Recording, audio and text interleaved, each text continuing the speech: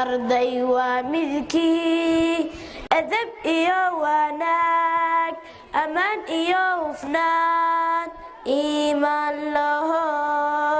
alla caabude alfurqaana waa kii abaabiyo ehelkiisa oo waa lagu ogye arday waa midkii aabihii dhaliyo umma hooyadii ustaadkiisa iyo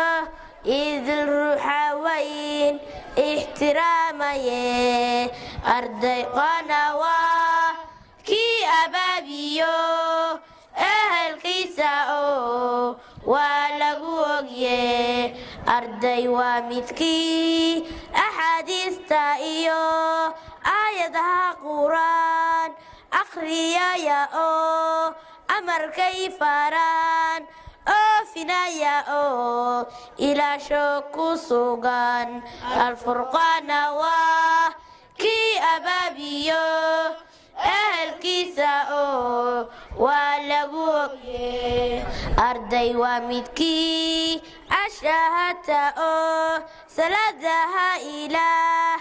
ogaya oo soonqaadka idil afka haysta oo anfaciga ka taga alfurqaana waa kii abaabiyo ehelkiisa oo waa lagu ogye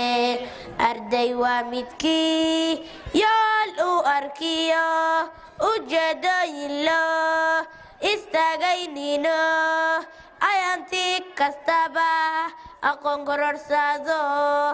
ijtihaadaye alfurqaana waa kii abaabiyo ehelkiisa oo waa lagu ogye